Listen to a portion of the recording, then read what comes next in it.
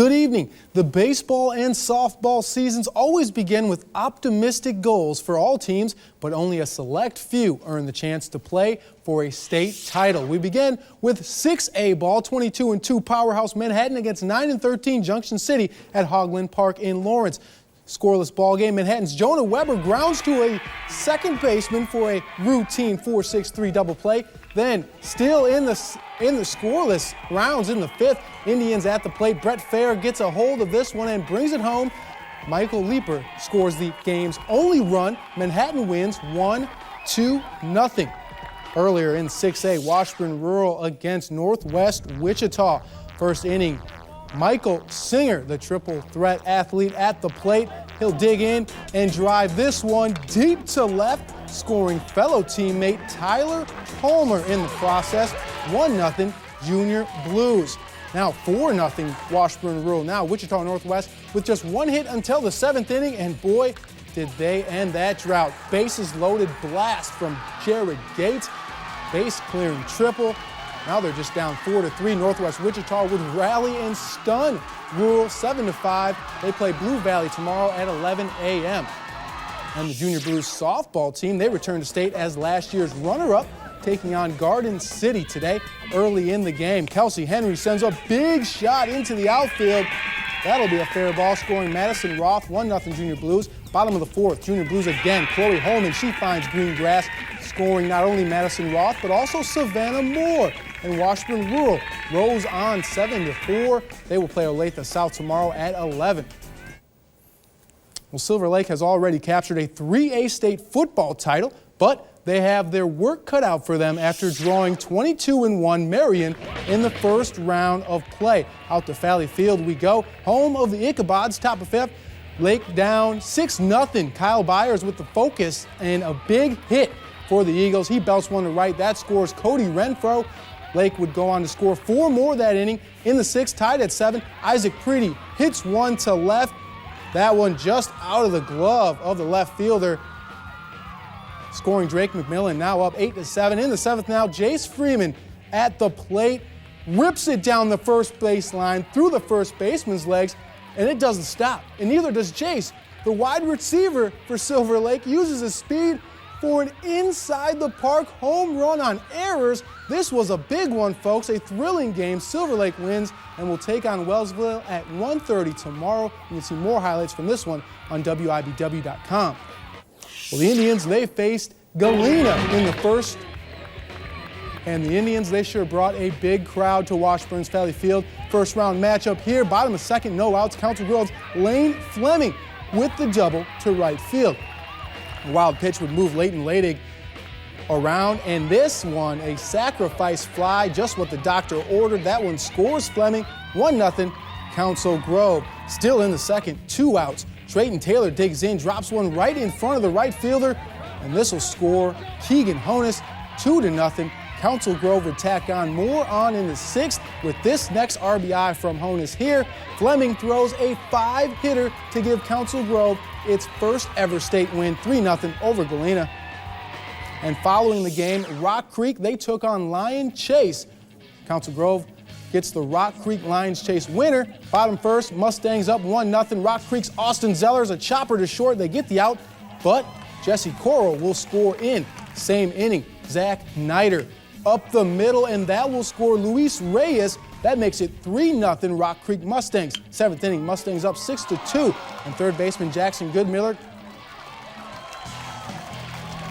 he goes horizontal on that one. Big play. Rock Creek will win 6-2. They will play undefeated Council Grove tomorrow at 11. And we didn't forget about the girls 3A. That was also in the capital city. Our own Jenna Corrado was at Hummer Park for all the action. The 3A girls bracket was fierce tonight at Hummer Park. It began with undefeated Oskaloosa against the Lions. And the Lions come into the tournament as the number 8 seed. The Cardinals, number 1. We may have an upset on our hands, ladies and gentlemen. No score in the top of the fourth until Lions' Brennan McClure finds the hole. Ashley Tingle scores 1-0 Lions. Bottom half of the inning, Oskaloosa's Madison Miller's turn. A triple in the gap sends in Maddie Mulder. And the score is tied up at 1. And it all came down to the seventh. Lauren Barker ripped a 2-out single to right field. That plated 2 runs. and the Lions went on to win 3-1. Moving on to the next game, number 3 seed Silver Lake against Haven, and the girls were fired up. No score in the second. Silver Lake's Morgan Appen hits it into a fielder's choice. Allison Christie took off the home, and a throwing error would plate another 2-0 Eagles. Same inning, Megan Dieter ground out to short. Lauren Simon takes off to the plate, and another error would score yet another run. And Haven would score 3 in the third inning, but Silver Lake sustained the lead, winning 6-3.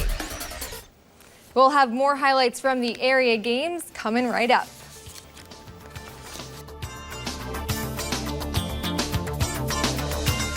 You're watching 13 News, Kansas News Leader.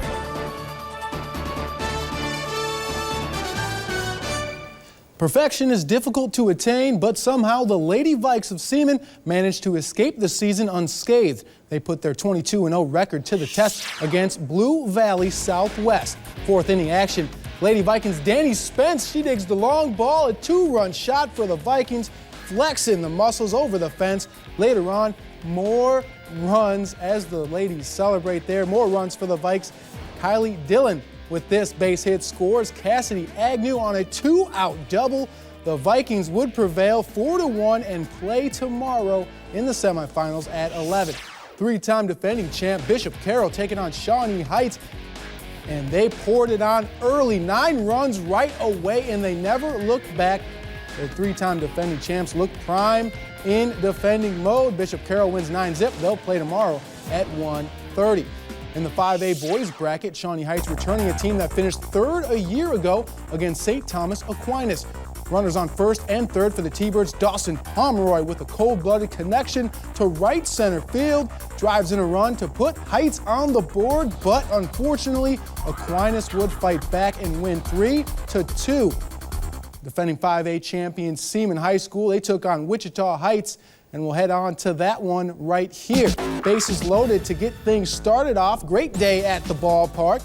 Bottom of fourth, Wichita Heights hit the batter, walk him in. Too easy there. Creighton Sanders comes in to score, making it 2-1. In the next inning, Seaman finds themselves in a jam with runners on second and third. James Smith knocks one to the third baseman, who comes home. Smart play there, gets the tag by catcher Reed Fair, and the Vikings would breathe a lot easier. That would be a game-clinching play because the Vikings would just win 2-1 and advance to play St. Thomas Aquinas tomorrow at 11. Well, it's one thing to come into the state playoffs as a contender, but the Hayden Wildcats brought some extra swagger as defending 4A champs. But Coach Arnold's squad, they couldn't look too far past Paola, right? Well, 2-0 early for Paola. Trouble in the third for Hayden pitcher right there, Brogan Heinen, and Rodriguez finds the gap, a 2-out hit to right, drives in a run, 3-0 Paola. Bottom of third, Heinen up at bat. He drives this one to center, bringing in Jake Creason. Hayden down 3-2. This would go into extra innings, tied 4-4 in the ninth. Runner on third, Stephen Lockie legs down a gutsy bunt, play at the plate. The runner from Paola is safe. Paola goes on to win in extra innings, 8-4. Paola will play Fort Scott tomorrow at 11 a.m. On to 4A girls, 7 seed Wamego just 11-11 as they play a 16-6 McPherson team. Sixth inning, Wamego down 9-3, but Emily Landis cuts this into the deficit. That base hit brings home 2, but that rally wasn't enough. McPherson would tack on another big run later on and survive 10-8. Santa Fe Trail girls have a rare chance to win 3 state championships this year. They already hold the title for volleyball and basketball. Can they add the trifecta on the diamond? Well, let's find out. The Chargers taking on Clearwater. Top of first, Clearwater's Brina Vogel flexing her muscles early, bringing out the big bat. Home run over the left field fence, scoring Sydney Warren. Indians up 2-0. Bottom of the first, Indians up 3-0 now. Santa Fe Trail's Shelby Dahl looking to match that with a solo bomb of her own, but that would be just about it for the Chargers. They would go down to Clearwater 8-5, ending their season. Jeff West taking on KC Bishop. Jeff West taking on Chapman. Bottom of the second, Jeff West, Madeline Brocksterman hits it to the shortstop, and that brings in Kaylee Wright. Tigers up 1-0. Same inning, Jeff West, Madison Green hits it down the third baseline. and that brings in Faith Becker and Boxterman. Tigers up 3-0. Same inning, Jeff West, Olivia Breeze grounds to center field, and another run. Tigers up 4-0. They would go on to win 10-1 in a rout. Jeff West plays Clearwater tomorrow at 11. In 4A Division II, boys, Coach Kent and the Perry Lecompton Caws, 19-3 on the season, taking on Goodland. Early on, their base knock right there, a little chopper up the middle. That'll bring in one score in the bottom of the second. Then a runner trying to steal on the catcher for Perry Lecompton. No sirree.